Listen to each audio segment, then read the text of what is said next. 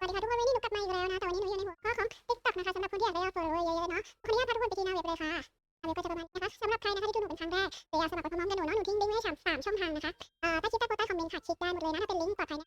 ก็จะมาพอคลิกเข้ามาแล้วก็จะเป็นเว็บแบบนี้เนาะหน้าเว็บแบบนี้ก็ใช้งานวันนี้ตรงนี้ได้เลยค่ะกรอกข้อมูลตามนี้ได้เลยนะง่ายๆสั้นๆแต่ปลอดภัยกดยืนยันแชทเป็นมนุษย์ด้วยค่ะแล้วก็กดสมัครใช้งานนะสำหรับสมาชิกใหม่นะคะถ้าได้ยูเซอร์ไปแล้วได้รับผ่านมาแล้วดูชื่อเข้าใช้ตรงนี้ได้เลยค่ะหน้าตาเว็บข้างในก็จะเป็นอย่างนี้นะคะมีหลายแอปพลิเคชันให้เลือกมากมายเลยแต่วันนี้เราอยู่ที่ TikTok เนาะหนูขออนุญาตคลิกไปที่ TikTok ค่ะ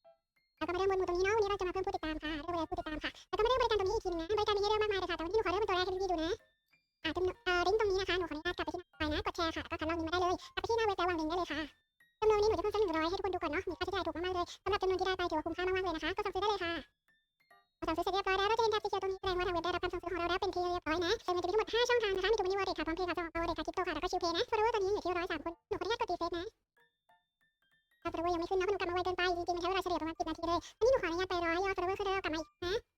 กลับมาแล้วค่ะจากที่หนูกดรีเฟซไปนะคะขออภัยด้วยที่ไม่ได้กดให้พี่ๆดูเนาะยอดมันขึ้นมาเท่าไหร่ยอดมันก็ขึ้นมาแล้วนะคะเป็นที่เรียบร้อยเกินมาด้วยซ้ำนะคะแต่หนูกำไปแค่100แต่ว่าเขาแถมมาประมาณ40-50 คนเลยเนาะถือว่าคุ้มค่าจริงๆเลยนะคะแล้วก็พอใครที่ดูถึงตรงนี้แล้วตัดสินใจได้แล้วนะคะที่จะสมัครก็อย่างเช่นเคยค่ะหนูทิ้งลิงก์ไว้ให้3ช่องทางใต้คลิปใต้คอมเมนต์เนาะสามารถคลิกได้หมดเลยถ้าเป็นลิงก์นะก็จะเข้าเว็บนี้ปลอดภัยแน่นอนค่ะหนูรับประกันนะสำหรับวันนี้หากหนูพูดผิดพลาดประการใดหรือติดขัดประการใดไม่ชัดตรงไหนต้องขออภัยด้วยนะคะ